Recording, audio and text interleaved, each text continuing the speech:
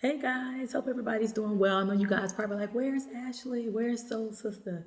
I just wanted to come on really quickly. I've been getting busy. Wanted to update you guys what's been going on. I know the video caption says lost a client, how I lost a client. So I want to talk about that with you guys for a moment. I'm actually ending an open house in about 10 minutes. I figure let me just do a quick video and post this out, at least get this one up, because there's a couple that I've done that I have not been able to get up.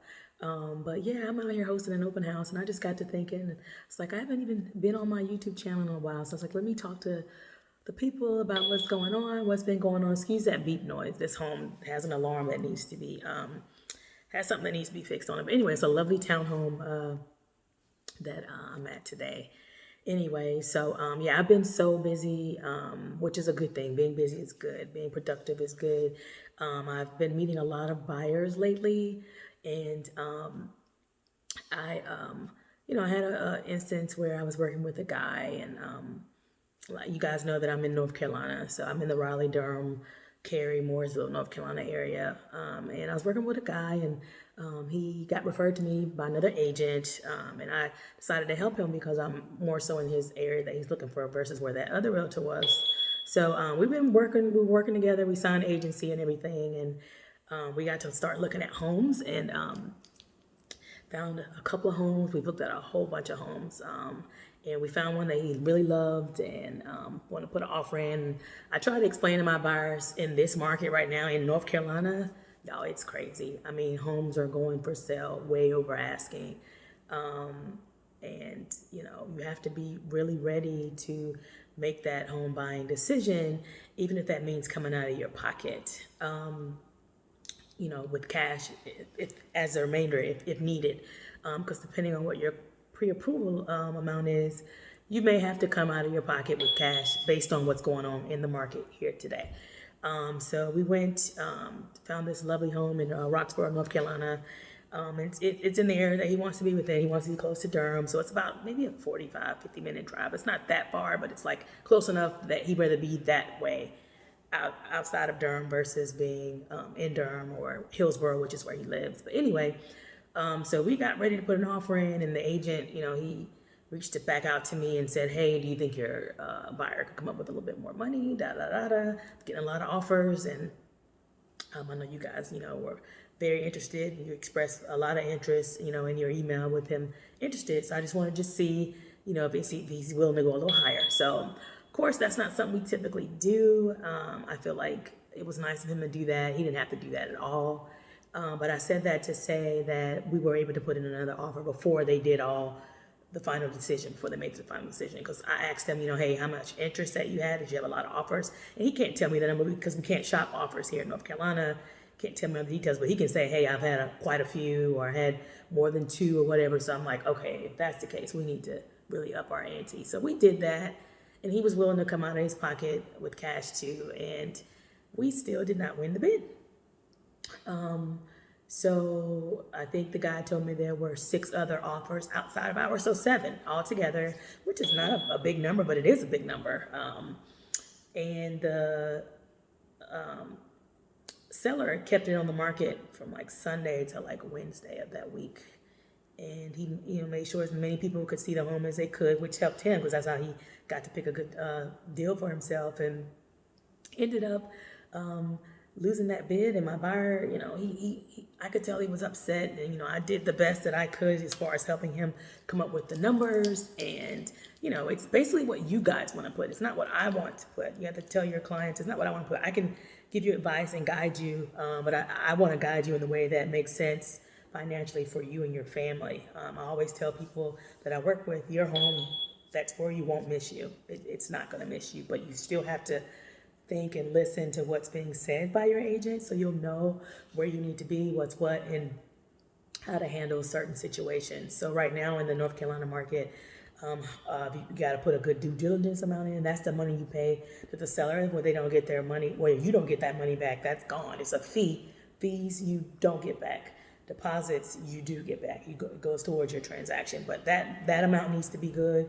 Your earnest money amount needs to be good, and your offer amount needs to be good. If you want to buy a house and you're pre-qualified for $50,000 and you have $50,000 in cash, which brings you up to $200,000, and you're looking at a home that's like $180,000, you got a little wiggle room in there with your cash. But then also, if you have your pre-approval for $150,000 and you found a $150,000 home, you still got $50,000 in cash you can play with. So you'll probably win your offer once you show proof of those funds. But you got to still have a strong due diligence and a strong earnest money. But anyway, I said all that to say my buyer came back to me after that day and was like, you know what, he said, that was crazy. It was like, that's an experience I didn't know was going to happen. And I tried to prep them and tell all my buyers. That's why we do a consultation, because I want you to understand what's going on and how this market is right now. So he got discouraged, and he ended up wanting to cancel agency with me. It made me sad a little bit, but I understand that things have to be how the client wants them to be. It's all about the client.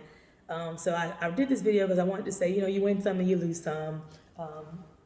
Sorry, that was a car. I just want to make sure no one was coming in. I know I got like a few minutes and it's going to be over, but it was a learning experience for me. That's probably the first client that I had to end agency with in that capacity. I have had to fire somebody before because the situation or the working relationship was just not working for me at all. So, but I said all that to say, I lost that client. I'm still encouraged. I'm still going to go and keep in contact with him. I still encourage you all to follow up with people as much as you can. Stay top of mind for when he's ready. Because he was in a situation where he didn't have to sell his home, but he was in a home. He didn't want to make that a part of the contract where it was contingent upon him selling, because sometimes that's frowned upon and those offers aren't being picked. That's just what's going on, because sellers are selling their home within 30 and 45 days as far as a closing date goes. But they're selling the homes in the same day, y'all. Like, the market is crazy. But, I want to encourage all realtors out there who've been through this, or if you've been through it, put a comment in the box. Let me know what you did, how you handled it, how you felt.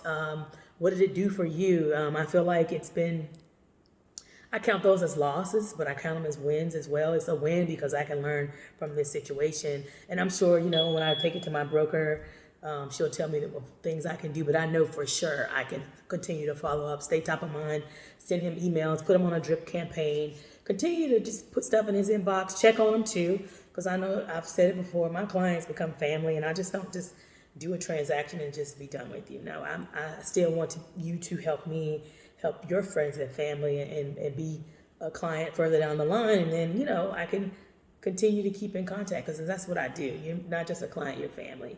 But anyway, I just wanted to come on and talk to you guys about that.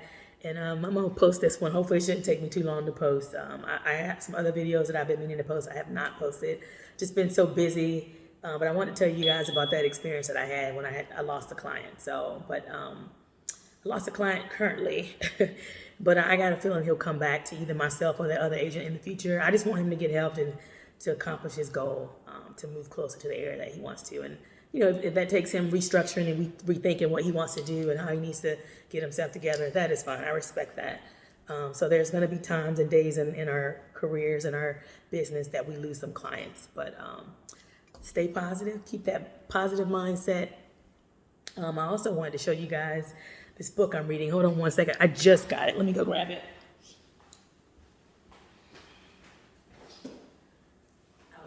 I'm in this group, and I was told that this is a good book, so I want to show you guys so you guys can see that. Let me see.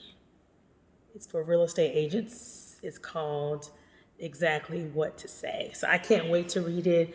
I'm going to start digging into this tonight, so I can read it and get some knowledge about what to say. A lot of real estate is about what you say, and that's how you keep your clients. Look how it is, y'all. I like how big those words are. That helps me. So this should be a quick read. But anyway, you guys, I hope you guys are doing good. If you have any questions, if you want to put any comments, or if you think of any other video ideas that I can do, please let me know. I'd be happy to share them with you. Thanks for being a part of my journey. I look forward to sharing more with you and doing better with my posting, because that's something I need to be more intentional about. All right, take care. Till the next one. Have a good one.